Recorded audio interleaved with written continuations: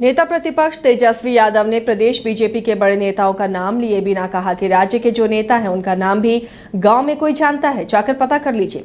उन्होंने कहा कि कर्नाटक में जो हो रहा है वो नौटंकी है और जिस तरीके से चुनाव कराया गया उसे विदेश भगा दिया गया, ये सब नौटंकी कर रहे हैं। प्रधानमंत्री के भाषण को ऑडियो वीडियो लेकर चुनाव प्रचार में जाने को लेकर जब उनसे पूछा गया तो उन्होंने कहा कि मैं उसी लोगों के सामने दोहरा रहा हूं जो उन्होंने कहा था। उन्होंने कहा कि 2 चरण में तो बीजेपी का हाल क्या है ये सबको पता है, आने वाले चरणों में बीजेपी की सर्जरी हो जाएगी।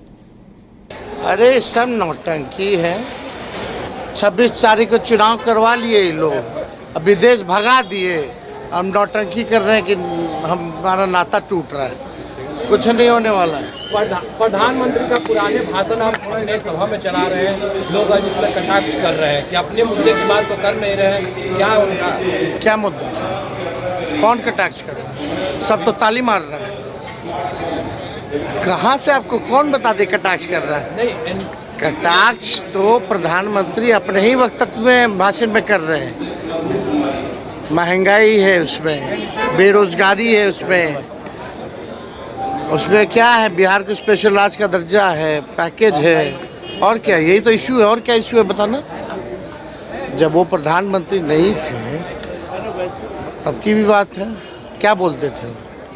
बेरोजगारी के बारे में बात करते थे, महंगाई के बारे में बात करते थे, बिहार के स्पेशल पैकेज, स्पेशल स्टेटस और स्पेशल अटेंशन के बारे में बात करते थे। है तो अच्छी बात है। मतलब वादा जो किए हैं कि हम ये करेंगे, पूछेंगे नहीं, आज की बात करेंगे। आज हम पूछते हैं, बताएं क्या कर रहे हो।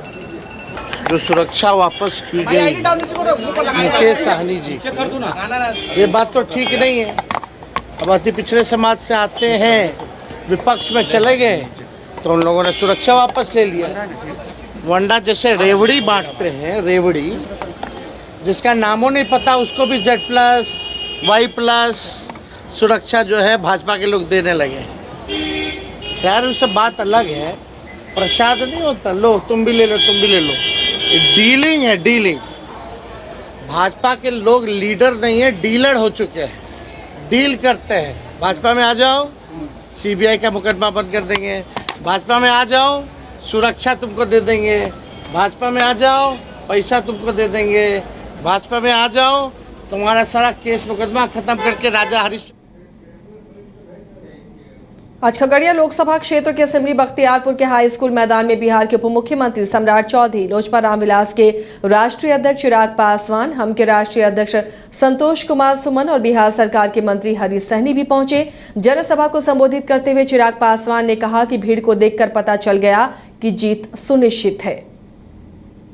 25 करोड़ से ज्यादा लोगों को गरीबी रेखा से बाहर निकालने का काम किया, तो वही उन्होंने इस बात को भी सुनिश्चित किया कि समाज के हर वर्ग को उसका उचित सम्मान मिलना चाहिए। महिलाओं के लिए उन्होंने शौचालय बनाने का काम किया, तो वहीं उज्ज्वला योजना देकर भी जितनी महिलाओं के स्वास्थ्य को हानि होती थी चूल्हा चौखट के धुएं से, वहां पर भी इनको उज्ज्वला योजना से राहत देने का काम किया। वहीं कोई गरीब परिवार आर्थिक अभाव में स्वास्थ्य लाभ से वंचित न रह जाए, वहां पर आयुष्मान योजना देकर हर गरीब परिवार को 5 लाख रुपए तक का मुफ्त इलाज देने का प्रावधान हमारे प्रधानमंत्री आदरणीय नरेंद्र मोदी जी ने किया। दुनिया की गरीब कल्याण की सबसे बड़ी योजना, जिसका श्रेय मैं मेरे नेता, मेरे पिता आदरणीय रामविलास पासवान जी को। सारण लोकसभा से भाजपा प्रत्याशी राजीव प्रताप रूडी का 2 मई को नामांकन होना है। इस नामांकन सभा में भारत के रक्षा मंत्री राजनाथ सिंह भी रहेंगे और बिहार के उप मुख्यमंत्री सम्राट चौधरी के अलावा राज्य के कई मंत्री भी शामिल होंगे। इसके लिए तैयारी पूरी कर ली गई है। छपरा के हवाई अड्डे में 3 हेलीपैड बनाए गए हैं।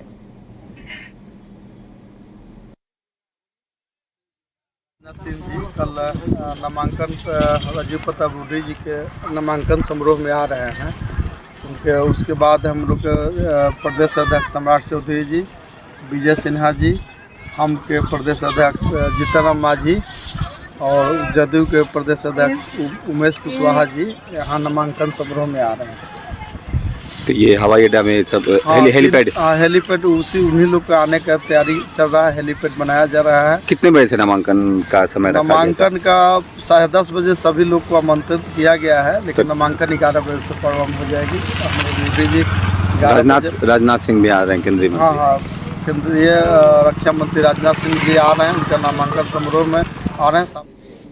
एलीट इंस्टीट्यूट, अगर आपके अंदर चाह है तो एलीट आपकी राह है। IIT हो या मेडिकल, आप चाहते हैं अपने आप को उत्कृष्ट दिखाना, आप चाहते हैं खुद को एक IITian के रूप में दिखना या मेडिकल के क्षेत्र में आगे बढ़ना, तो एलीट आपके लिए एक बहुत बड़ी ताकत के साथ आपके सामने है। आइए, खुलिए, बढ़िए, पहुंचिए। Elite institute.